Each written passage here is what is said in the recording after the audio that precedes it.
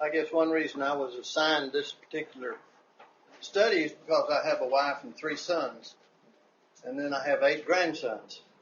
So we've got a pretty nice little family at home, and we enjoy them quite a bit. It's a pleasure to be here. I bring you greetings from the 37th Street Church of Christ. We have to sponsor this program here, and so I have come over it with Gary to see how the program's going and checking and see if y'all are learning something. That's what's important. And so we want to study a little bit here about family matters. As we get started with Proverbs, turn in your Bibles over to 1 Kings chapter 3. That's in the Old Testament. We want to talk a little bit about Solomon, since he's the one that wrote several of these Proverbs, and see how God works with us.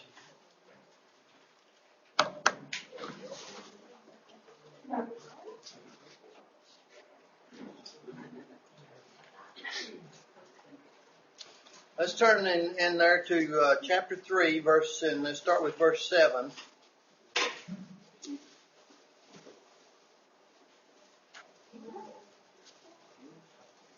Well, let's go back up and start with verse 5. We're going to read several verses here, so follow along if you would. Verse 5, at Gibeon, the Lord appeared to Solomon in a dream by night. Now, you know, God spoke to people in the old times with dreams and visions and this type of thing. It was great, got on the wrong page. In a dream by night, and God said, ask, what shall I give you? Now, Solomon had been selected by David to be his following heir, to be the next king. And when Solomon had become the king by being appointed there, he talked to God, and he said to God what he's going to say right here. Let's read a little more. God asked him, said, what shall I give you, Solomon? And Solomon said, you've shown great mercy to your servant David, my father, because he walked before you in truth, in righteousness, and in uprightness of heart with you. You have continued this great kindness for him, and you have given him a son to sit on his throne, as it is this day. And that's what Solomon's talking. God asked him, said, what can I do for you, Solomon? Now, O Lord my God, you've made your servant king instead of my father David, but I am a little child, and I do not know how to go out or to come in. How many of us are brave enough to say, I don't know. I don't know how to run this business. I don't know how to do this thing. I don't know what I'm going to do. I need some help. And that's what Solomon said. That is the beginning of knowledge. To know that you don't know all the answers. I run into that all the time in my business. And that's the reason that as a pharmacist and deal with prescriptions and doctors and drugs, I have books that I can go look up things in, because I don't know everything. And that's what Solomon's saying here. He's saying this is a tremendous thing. I've been elected president of the country, and I don't know anything about running the country. Let's see what the Lord said. Now, O Lord my God, you've made your servant king instead of my father, but I am a little child, and I do not know how to go out or to come in. And your servant is in the midst of your people, whom you have chosen, a great people, too numerous to be numbered or counted. Therefore, here's my request, Lord. Give to your servant an understanding heart to judge your people, that I may discern between good and evil. For who is able to judge this great people of yours? The speech pleased the Lord, that Solomon had asked this thing. And then God said to him, because you have asked this thing, and have not asked long life for yourself, or not have asked for riches for yourself, nor have not asked for the life of your enemies, but have asked for yourself understanding to discern justice, behold, I have done according to your words. That means he has blessed him now with that. He's going to have great wisdom. I have given you a wise and an understanding heart, so that there has not been anyone like you before you, nor shall any like you come after you. I have also given you what you have not asked for, both riches and honor, so that there shall not be anyone like you among the kings of all your days. Now here's the key to the whole thing. Verse 14. Look what it says. So if you walk in my ways and keep my commandments and my statutes, as your father David did, then I will lengthen your days. And then Solomon awoke. God is the kind of God that says, I created man. I want man to honor the agreements that I've made with man, the covenants I've made with man. In the Old Testament, of course, it was the old law. And now in the New Testament, where we talk about the new law and the new covenant that he made when Jesus came. All right, let's look at our handout here a little bit. As we continue our study of Proverbs, we should keep in mind two things. Life is short. Boy, Heidi, my hair's turned white. That means it's getting shorter. Our eternal existence is greatly influenced by how we live during this short life that we have here. You know, in the New Testament, it says our life is like a vapor. It's here for a little while, and then it's gone. And we need to be aware of that. It is imperative that we not waste our time through doing rash and foolish decisions, which not only jeopardizes our eternal destiny, but can also make this life miserable. Gary talked about it a while ago. It's about making choices in your life. You choose to do the right thing. You choose to do the wrong thing. You choose the occupation that you want to get into. You choose the family, the wife, the husband that you want to have. Those choices are very important because they affect you your whole life. And that's what he's talking about here. The value of wisdom is especially seen in family relationships. The first family was Adam and Eve. Yeah. And they did real good until they made a mistake, didn't they? They made a bad choice. They listened to Satan. They ate of the fruit of the tree that they were not supposed to eat of. And God did what to them? Cast them out of the garden. Cast them out. And so from then on, we begin the life of the people of the earth. And they begin to reproduce. And of course, we know the story of Cain and Abel and all those different stories that come along after that. So choices are so important in our life. And right and wrong. Do I steal something? Do I not steal something? If I steal something and get caught, where do I go? I go to jail. Yeah. So why steal? You know, if you know the consequences of your choices, do I have an opportunity to educate myself so that I can make a better life for my family? And when I say better life, I'm just talking about providing for the family. But that's just part of what we're talking about. He who troubles his own house will inherit the wind. That's one of my favorite quotes. Because what it says is, if you are foolish and you make foolish choices and foolish mistakes, then you pay the penalties. And not only you pay the penalties, but your family pays the penalties. Your friends pay the penalty. Everybody that you touch. And it's amazing how many people you touch in life. People you don't even know that are watching you and see how you act. And if your name up here has Christian on it, they're watching you twice as much as anybody else to see if you mess up. Because Satan is out there walking around, tempting us every day, giving us opportunities to do what's wrong instead of what's right. And that's those choices we're talking about. We need to seek advice for this. How do we handle situations like that? What are we going to do? Well, that's what the book of Proverbs has in it. A whole bunch of things that are common sense.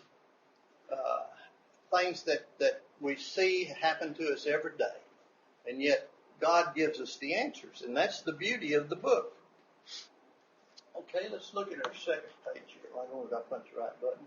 There we go. The true value of wisdom. Wisdom in family manners. He who troubles his own house will inherit the wind. We must seek advice. So-called experts, there's a lot of people out there that'll give you advice. Your next door neighbor, he'll give you advice. It may be good, it may not be good. Your friend down the street, he'll give you advice. Your boss will give you advice. But the best advice you find is what you learn here in the Bible, that you learn how God looks at things. Because every knee shall bow before the Lord, and everything that's ever happened in your life will come up at judgment time, and we'll have to answer for these things, these choices that we've made in our life. And that's the beauty of Jesus and his blood that was shed for us, because that's going to wash away a lot of these problems that we've had in our past. That's why it's so important to be a Christian. Okay, let's go a little further. You can read through these just as well as I can. Wisdom in providing for a family. The book says, he that doesn't work should not eat. All right, he's talking about providing for yourself. Everybody needs to get out and try to work. Now, I understand that there's sicknesses and there's problems with the physical aspect of life that keep you from working. But most people need to understand that God expects you to work. He expects you to produce something in this life. And as a Christian, you're expected to teach other people. You're expected to be a good example for other people, so that when they see you and they talk to you, they see Christ living in you. And that's awful hard to do sometimes. And we have to fight that fight every day. Many would say it's the necessities of life, such as food and clothing and a place of shelter. Everybody requires that. God said to a man, he said, if you're going to have a family and you're going to take on the responsibilities of a family, you need to provide for that family. That's a direct commandment from the Lord. No problem with that. Most would feel that other things are also necessary, such as the finer things. We all want to reach up there and get a little bit bigger piece of the pie, don't we? We're never quite satisfied with our work. And that's not all bad. That's not all bad. That's the nature of the human being, to want to do better, to want to learn more, to want to move up in our lives, in our society, as we call it. There's not a thing wrong with that. Number one, the better off you can be, the more able you are to help somebody else. Now, the Lord expects you to do that. Thou shalt love thy neighbor as thyself. And so if you are in a position of improving yourself and providing for your family, all of these things, there's not a thing wrong with that. Solomon talks a lot about that in Ecclesiastes, where he tells people, you go out and work and you earn a living and you go home and you have the right to be satisfied with your work, that you've done a good job for the boss. And the boss is satisfied with your job. And that's part of your responsibility as a Christian, is to be a good employee or to be a good boss and do a good job, because God expects you to do that. And it's the right thing to do. Righteousness, to be right with God, what God wants you to be. We should be righteous people. Okay, where's the main emphasis we want to look at for our family?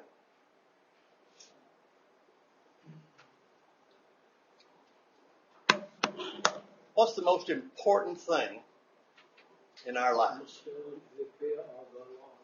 The most important thing in our life is to be in God's hand, to be part of his body, to be part of his understanding and his love, and to know God, and that God knows me. If we look in Jeremiah, the first chapter, he's talking to Jeremiah. He's going to have him be a prophet, and he says to Jeremiah, I knew you before you were even born. Now, what does that tell you about you and me? If he knew Jeremiah before he was even born, surely God knew me before I was even born.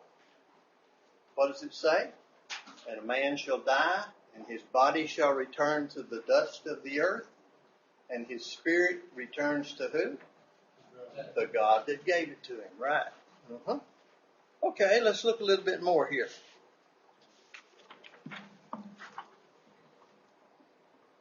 Where am I? Point A. More important than riches is provided for your family through your own example. If you have children, what do your children see in you? Do they see you as an honest person? Do they see you as a truthful person? Do they see you as a loving person? Do they see you as a generous person? What do you teach your children and your friends and your family by your example? Does the next door neighbor say, look at that family, they're going to church today? That's pretty interesting. I wonder why they're going to church.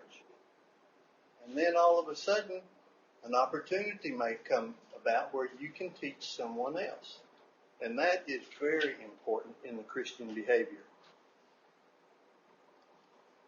Fear of the Lord, the beginning of knowledge. Proverbs 1:7. Turn in your book to Proverbs, and let's read a few of these scriptures here because they're what we're talking about. Chapter 1, verse 7. Gary mentioned this a while ago, I think.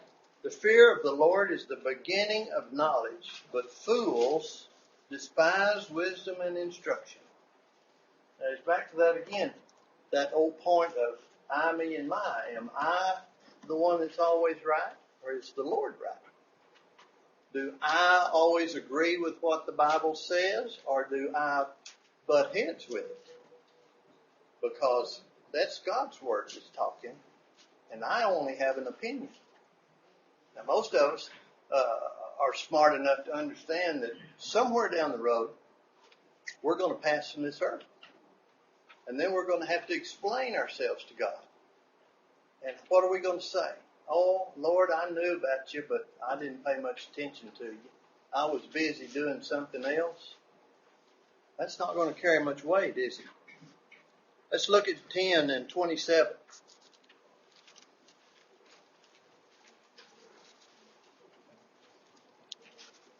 The fear of the Lord prolongs our days, but the years of the wicked will be shortened. All right, there's a very simple little statement. Let's talk about it for a few minutes. What does the fear of the Lord will prolong our days really mean? Well, if I drink and I get drunk and I drive drunk and I have a car wreck, what killed me? Bad choices, alcohol. If I listen to what God says and I am able to curb those appetites and I don't get drunk and I don't drive drunk and I don't have a wreck, have my days been prolonged? If you walk up to a cliff and you look off the edge of the cliff and God says if you jump, what's going to happen? Gravity is going to grab a hold of you and it's going to take you off that cliff. So you have to be using those choices again. Be smart and don't get up to the edge of the cliff. Now, what is the cliff I'm talking about? That's all these problems that we have in life that goes along with our families. You know, don't create problems that you don't have to deal with then. And it makes life so much simpler. A key to avoiding sin, 16 and 6. Let's see what that says to us. In mercy and truth, atonement is provided for iniquity, and by the fear of the Lord, one departs from evil. The fear of the Lord. Our Lord is an awesome God. He's all-powerful. He created everything. And he says that if you are a righteous person, and you obey my laws, and you obey my rules, life's going to be prolonged for you. Now, what's he talking about? He's saying to avoid all these temptations that Satan throws out in front of us. That's awful hard to do. The temptation to steal, the temptation to lie, the temptation to drink or anything of that nature that leads you into a problem. Using drugs. Drugs is another good example of how Satan can grab a hold of you. And before you know it, you're in a mess. And who do you hurt? Everybody around you. Your wife, your children, your friends, your neighbors, all those that know you, that thought well of you until they find out that you weren't such a good fella after all. Very important. He says in here, a good name is worth more than riches and gold. So protect your name. Protect your identity. Protect the way you live and how people perceive you. That's very important in family matters. You want to be... my father was a pharmacist. He had a drugstore. And as I grew up, I was always instructed by them, don't get in trouble because it reflects on your mama and me. Don't get in trouble because if you get in trouble, people talk about mama and dad. In a business, that's bad. In life, it's bad. So you're responsible, see? You're responsible to your family. You're responsible for the things you do. And so be careful about those type of things. And the key to true wealth, that's very simple. Be happy. Be happy. Appreciate the Lord. Appreciate what He's given you. You may not have a whole lot. That doesn't mean a lot on this earth, because we're not going to be here very long. And if you look at the rich man and the poor man and all the stories in the New Testament that we have that talk about the rich man and the poor man, who is it that Jesus leans toward most of the time? The poor man. Not because he's poor, but because he's usually humble. Because he realizes that he needs help and he needs protection and he needs more and more things that the Lord can provide for him.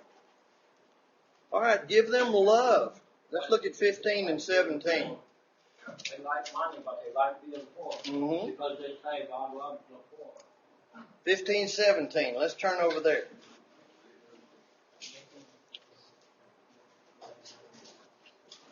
Talking about love, loving your family, love your children, hold your children, hold your wife. Show that you love them by providing for them. Whether it's a woman or a man, providing a woman at home, providing good home life for her husband and her children, a child that loves his parents, like I was talking about a while ago, and trying his best not to create problems that reflect on the parent. That's awful important. Okay, let's look here. 15 and 17. Better is a dinner of herbs where love is than the fatted calf with hatred. Boy, howdy.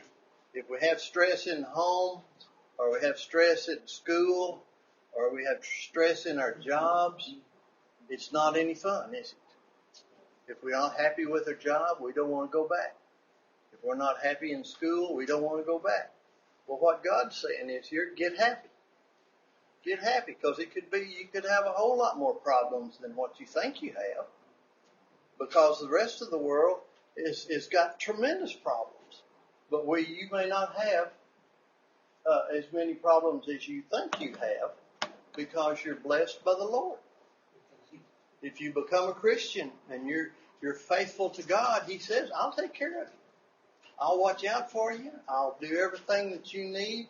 And see that He says, birds of the air, do they worry about what they're going to eat? No, I take care of them. Flowers of the field, do they worry about the birds and the bees? No, I take care of them. He'll do the same thing for you if you talk to Him, if you give your will to Him, if you're faithful to Him. That's the most important thing. Part C. What can be done to ensure adequate material provisions for the family? We talked about that just a minute ago. The Lord commanded, he that does not work should not eat. That's just a basic statement. If I'm a farmer and I don't go out and plow my field and plant my corn, when the fall comes, I don't have anything to eat, do I? And that's the same thing He's saying to us now. is that it's designed in the life of men and women that they're supposed to go out and work somewhere to help provide for the family, to work so that they have something to eat. Now, one of the most important things that we need to understand in our family life is to put God first. To teach God at home, to teach God to our children, to have God in our hearts.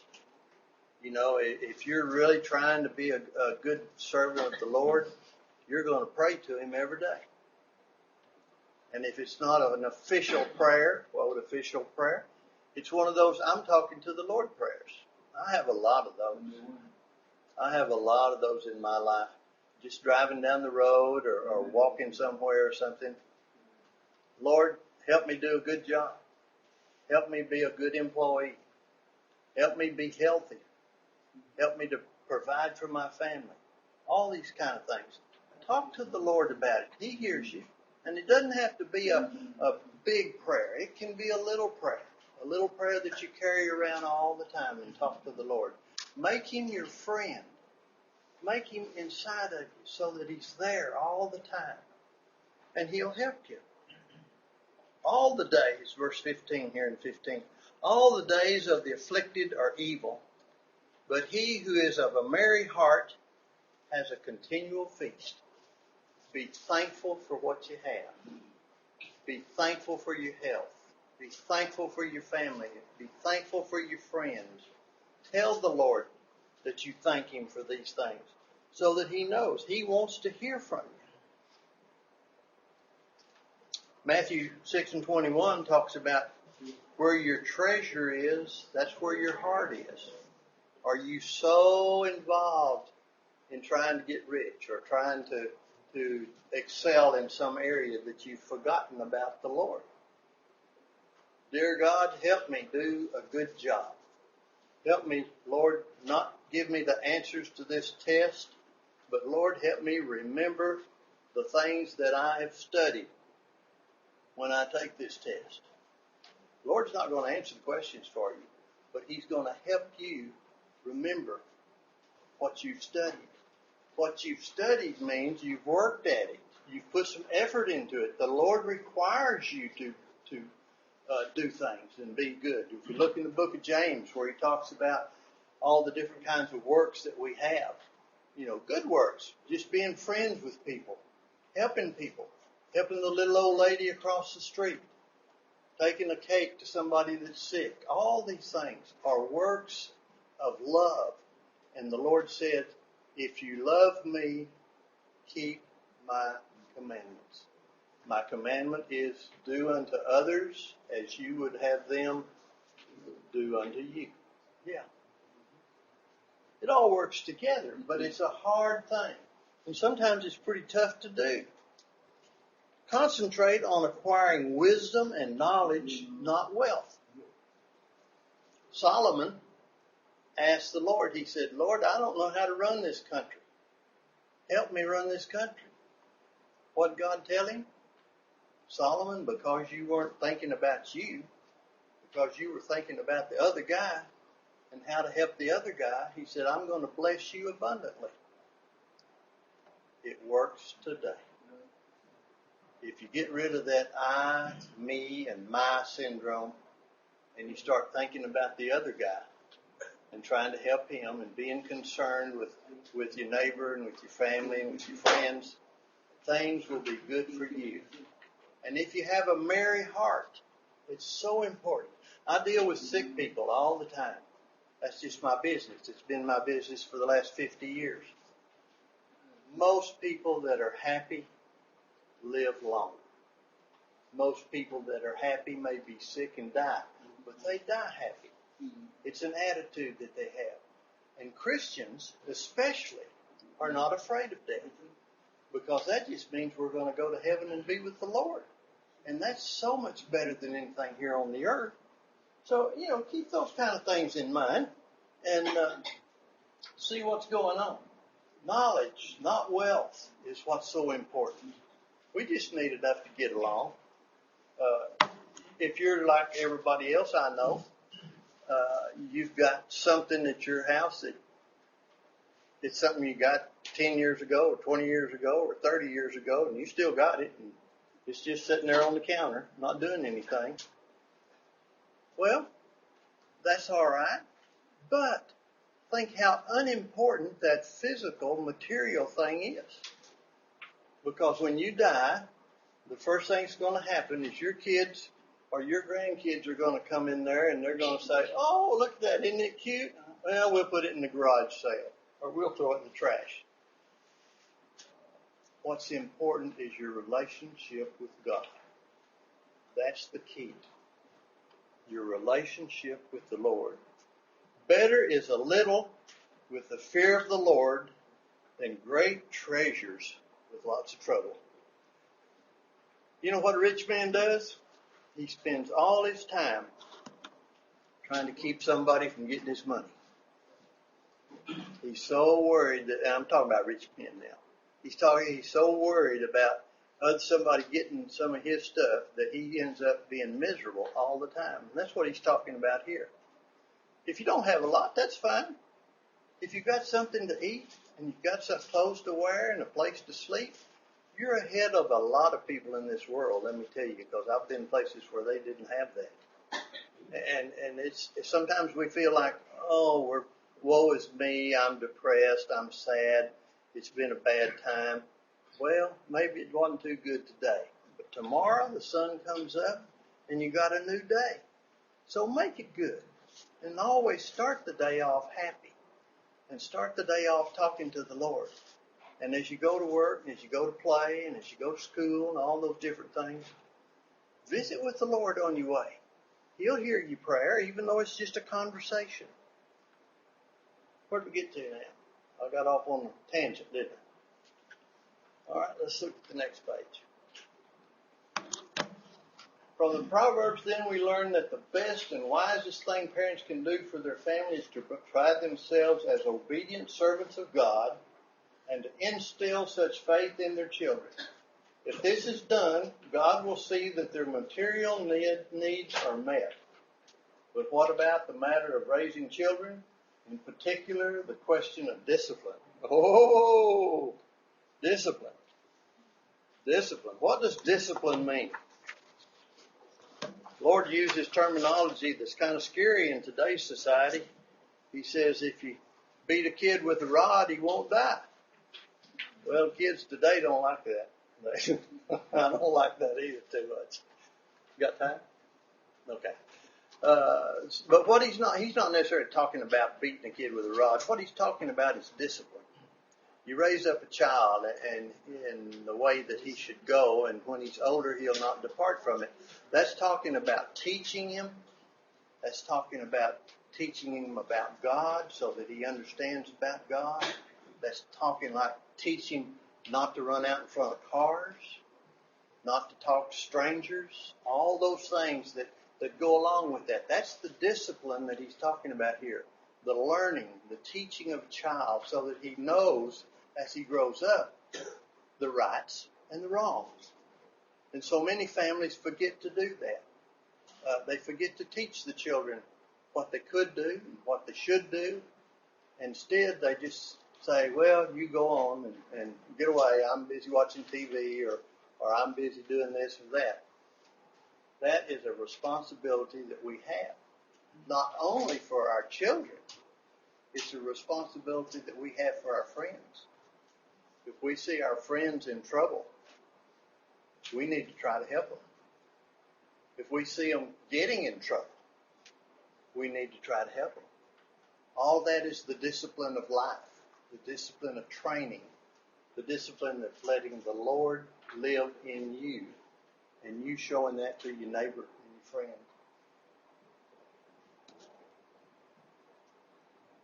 Wisdom in raising children. Inspired wisdom is explicit in the proper use of corporal punishment. That just means spanking.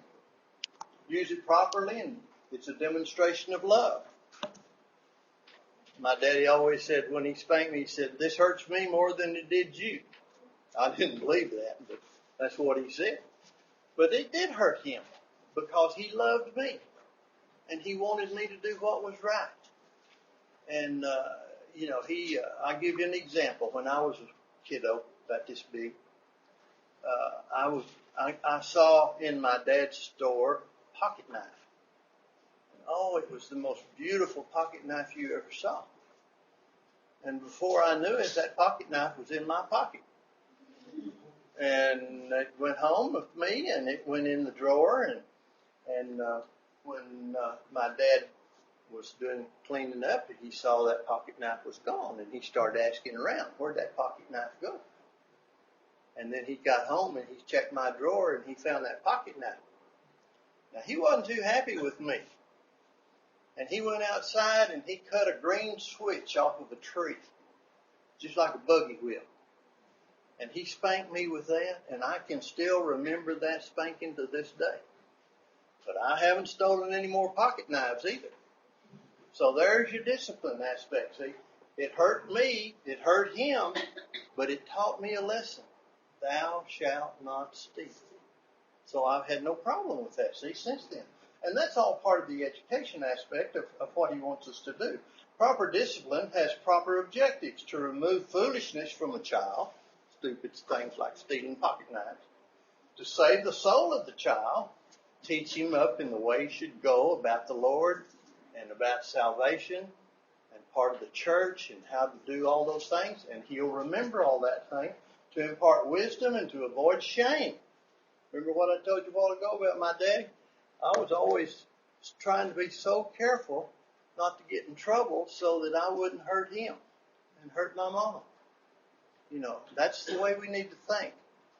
What effect are we going to have on the other guy if we cause a problem, if we get into a problem, if we create a problem? We need to be thinking about our friends and our family. Proper discipline has its rewards, such as rest and delight, a child who will love you and live in such a way as to bring you delight. That's one of those things. See, if you respect your parents, if you respect your husband, if you respect your family, and you do the best you can to keep them honored by not creating problems, that's what he's talking about. Of course, there has to be the proper application of spankings and punishment. That just means you don't beat a child. That's child abuse. But a corrective situation. Same thing happens to adults. If I steal something and I get caught, do I get corporal punishment? What do? They put me in jail, don't they? I pay for my crime. That's the same thing. It always works that way. Good versus evil. Satan's always out there trying to tempt us. To be applied before the situation gets out of hand. Train up them. Spank them early so that they understand yes they can and no they can't.